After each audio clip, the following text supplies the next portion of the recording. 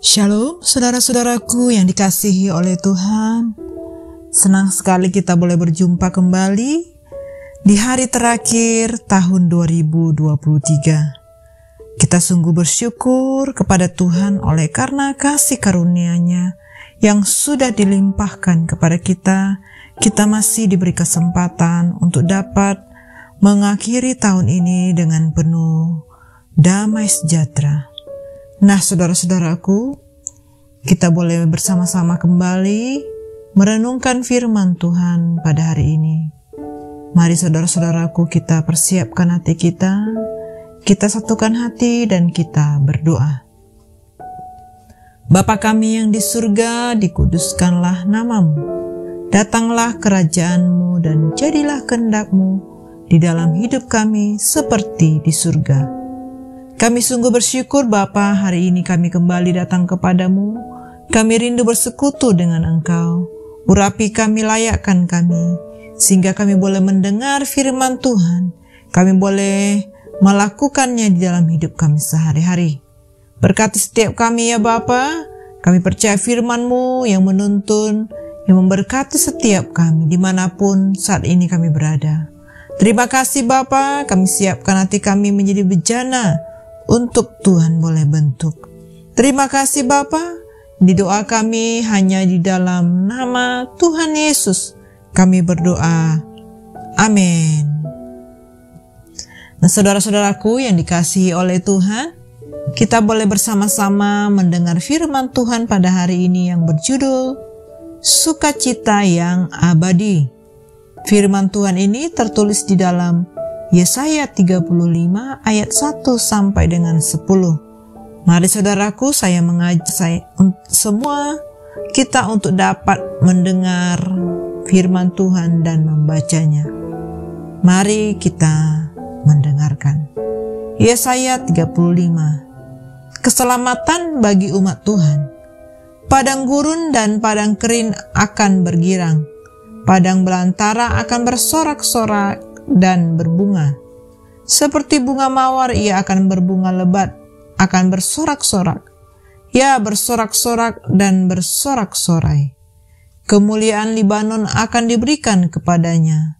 Semarak Karmel dan Saron, mereka itu akan melihat kemuliaan Tuhan, semarak Allah kita. Kuatkanlah tangan yang lemah lesu dan teguhkanlah lutut yang goyah. Katakanlah kepada orang-orang yang tawar hati, kuatkanlah hati, janganlah takut. Lihatlah, Allahmu akan datang dengan pembalasan dan dengan ganjaran Allah. Ia sendiri datang menyelamatkan kamu. Pada waktu itu mata orang-orang buta akan dicelikan dan telinga orang-orang tuli akan dibuka. Pada waktu itu orang lumpuh akan melompat seperti rusa, dan mulut orang bisu akan bersorak-sorai, sebab mata air memancar di padang gurun dan sungai di padang belantara. Tanah pasir yang hangat akan menjadi kolam dan tanah gersang menjadi sumber-sumber air. Di tempat serigala berbaring akan tumbuh tebu dan pandan. Di situ akan ada jalan raya yang akan disebutkan Jalan Kudus. Orang-orang yang tidak tahir tidak akan melintasinya, dan orang-orang yang pandir tidak akan mengembara di atasnya. Di situ tidak akan ada singa, binatang buas tidak akan menjalaninya, dan tidak akan terdapat di sana orang-orang yang diselamatkan akan berjalan di situ. Dan orang-orang yang dibebaskan Tuhan akan pulang dan masuk ke Sion dengan bersorak-sorai. Sedang sukacita abadi meliputi mereka. Kegirangan dan sukacita akan memenuhi mereka. Kedukaan dan keluh kesah akan menjauh. Amin. Saudaraku, Nabi Yesaya mendorong rakyat serta para pemimpin mereka untuk hidup menurut kehendak Allah dan berlaku adil. Ia mengingatkan bahwa umat Allah akan celaka dan binasa kalau tidak mau mendengarkan Tuhan.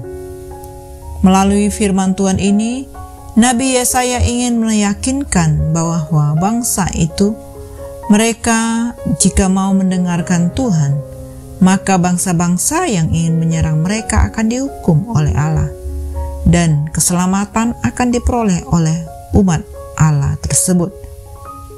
Jadi saudaraku, selain menyampaikan peringatan-peringatan Tuhan, Yesaya juga menyampaikan janji-janji Allah tentang keselamatan. Dan ketika janji itu digenapi, maka padang gurun dan padang kering akan bergirang. Padang belantara akan bersorak-sorai dan berbunga. Sion juga disebut sebagai Yerusalem, yang adalah simbol pemerintahan Allah ataupun tempat kediaman Allah, di mana tabut Allah diletakkan dalam bait Allah.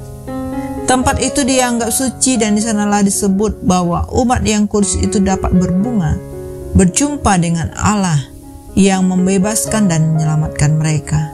Dengan demikian, maka umat akan ada di dalam ketentraman, keselamatan yang daripada Tuhan. Mereka tidak akan berduka karena sengsara, tapi mereka akan bersukacita karena segala sesuatu yang Tuhan nyatakan Allah boleh sediakan. Mereka sungguh-sungguh akan merasakan kasih Tuhan yang menjamah mereka. Nah saudaraku, kita sebagai keluarga yang diberkati, marilah kita hidup melakukan segala sesuatu yang diinginkan Tuhan Yesus, yaitu saling mengasihi, hidup damai, mengampuni, menjauhkan diri dari segala perilaku yang tidak disukai Allah. Dan diantaranya adalah suka meremehkan orang, suka memperbudak orang lain, mencari pertolongan pada kuasa di luar Tuhan. Saudaraku, bila yang tidak benar kita hindari, maka kita dapat terbebas dari hukum dosa yang mendukacitakan. Sebaliknya, melakukan apa yang benar mengantar kita pada keselamatan Allah yang menghidupkan dan memberi sukacita abadi. Jadi saudaraku, saat ini mungkin kita sedang mengalami kondisi ataupun situasi yang tidak baik. Kita mungkin sedang mengalami kehilangan sukacita ataupun pergumulan hidup yang kita alami, ya, seperti tekanan, kesedihan, perasaan tertolak, kehilangan orang yang dikasihi, marah, iri hati, perasaan benci, dendam, permusuhan, dan lain sebagainya. Seberat apapun pergumulan yang sedang terjadi, yakinlah bahwa Tuhan mau agar kita menjadi tawar hati. Di tengah kelemahan, Tuhan mau kita tetap bersukacita, karena janjinya yang membawa kepada sukacita yang sempurna. Baiklah kita senantiasa menguatkan dan meneguhkan hati kita untuk tetap bersandar kepada Allah. Demikianlah saudara-saudaraku renungan firman Tuhan yang dapat kita dengar pada hari ini. Mari kita satukan hati kita dan kita tutup di dalam doa. Terima kasih Bapa yang baik, kami bersyukur buat firman-Mu yang sudah kami dengar. Kami percaya